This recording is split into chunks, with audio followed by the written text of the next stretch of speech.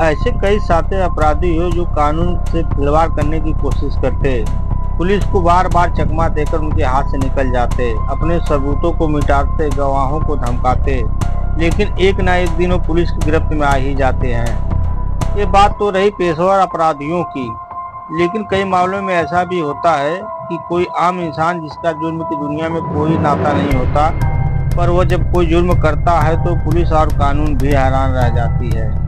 यह कहानी भी ऐसी शातिर महिला की है जिसने एक नहीं दो कत्ल किए और 1 साल तक कानून की आंखों में धूल झोंकती रही।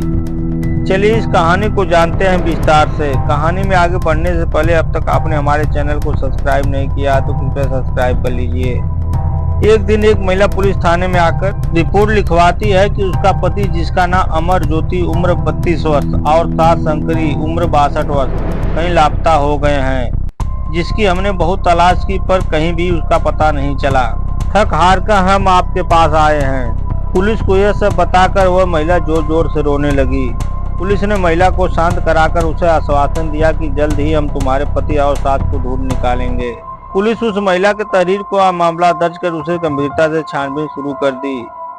पुलिस लापता हुए माँ बेटे का सुराग लगाने की कोशिश कर रही थी। उस केस के बारे में सभी थानों में इत्तला दी गई। आसपास के जिलों में पुलिस ने उनके बारे में बहुत पता लगाया, मगर उनका कोई सुराग नहीं मिला। फिर भी पुलिस अपना काम कर रही थी। समय धीरे धीरे बीतता जा रहा था। अब नवंबर का महीना आ चुका था। पुलिस भी अपने तरफ से खोजबीन कर रही थी। इसी दौरान एक शख्स पुलिस थाने पहुंचकर लापता हुए अमर ज्योति और शंकरी देवी को अपना रिश्तेदार बताते हुए कहता है कि अमर ज्योति की पत्नी वंदना का बर्ताव उस घर में ठीक नहीं था। आए दिन वो अपने पति और सास से लड़ाई झगड़ा करती रहती। अब पुलिस को एक सुराग मिल गया। अब वो वंदना पर अलग एंगल से मामले की छानबीन कर रही थी। इसी दौरान 14 फरवरी 2023 को वंदना एक बार फिर से पुलिस थाने पहुंची और अपने पति और सास के बारे में पूछताछ की। पुलिस ने कहा, बहुत जल्दी हम कातिल को पकड़ लेंगे, आप परेशान मत होइए। अब पुलिस भी वंदना पर नजर रख रही थी। उसके मोबाइल नंबर से सर्विलांस पर लगा दिया। अब पुलिस उसके लोकेशन को ट्रेस कर रही थी। इसी दौरान पुलिस को उसकी गतिविधियों पर शक हुआ तो पुलिस ने वंदना और उसके साथियों को गिरफ्तार कर लिया। अब बारी थी तीसरे कातिल की, तो पुलिस ने उसे भी गिरफ्तार कर लिया, जिसमें एक का नाम धनती डेका उम्र 32 वर्ष और दूसरे का नाम अरुण डेका उम्र 27 वर्ष। जब पुलिस ने तीनों लोगों से पूछताछ की तो ऐसी खूनी साजिश निकलकर सामने आई जिसे सुनकर सभी हैरान रह गए। इस कहानी के तह तक जाने के लिए हमें 12 साल पीछे जाना पड़ेगा, जब वंदना और अमर ज्योति ने अपने परिवार के मर्जी के खिलाफ जाकर शादी की थी। कुछ महीनों तक तो इस परिवार में नाराजगी थी, पर बाद में इस परिवार ने शादी को स्वीकार कर लिया और अपने बहू वंदना को अपने घर बुला लिया। शंकरी देवी अपने बेटे और बहू की रुपए पैसों से मदद करती रहती। समय यूं ही निकलता गया, मगर इन दोनों लोगों के बीच कुछ बातों को लेकर मनमुटाव चल रहा था। अक्सर किसी न किसी बात पर आपस में झगड़ा होता। घर में विवाद और झगड़े की वजह से वंदना भी काफी परेशान रहने लगी। इसी वजह से उसने एक जिम में नौकरी कर ली। शुरुआत में उसकी सास ने उसका साथ दिया, उसे काम के लिए प्रोत्साहन भी दिया, पर यह सब ज्यादा दिनों तक नहीं चल सका। अचानक वंदना की सास बदल गई और बहू को सपोर्ट करने के बजाय पीछे हट गई। यहीं से वंदना और उसकी सास के रिश्ते में खटास पैदा हो गई। अब वंदना के मन में कुछ और भी चल रहा था।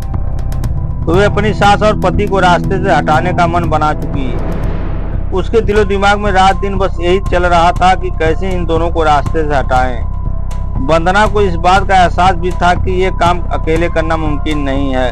लिहाजा वंदना ने अपने 2 दोस्तों को अपनी सारी कहानी सुनाई और उन्हें भी अपने खौफनाक प्लान में शामिल कर लिया। अब बस उसे सही मौके की तलाश थी। एक दिन दोपहर का वक्त था। अमर ज्योति किसी काम से बाहर गया था। घर पर वंदना और उसकी सास रह गई। शंकरी देवी को जरा भी अंदाजा नहीं था कि अगले कुछ पलों में उसके साथ उनकी बहू क्या करने वाली है। जब शंकरी देवी अपने कमरे में आराम कर रही थी, तभी वंदना वहां पहुंचकर बेड पर चढ़ गई। इससे पहले उसकी सास कुछ समझ पाती, वंदना ने उसके नाक और मुंह पर तकिया रख दिया और तब तक नहीं छोड़ा तब तक शंकरी देवी का शरीर शांत नहीं हो गया। अब वंदना ने अपने प्लान के मुताबिक फौरन अपने दोनों दोस्तों को कॉल करके अपने घर बुला लिया। अब तीनों मिलकर लाश के कई टुकड़े करते और उन टुकड़ों को पॉलीथीन में भरकर कई अलग अलग जगहों पर फेंक देते।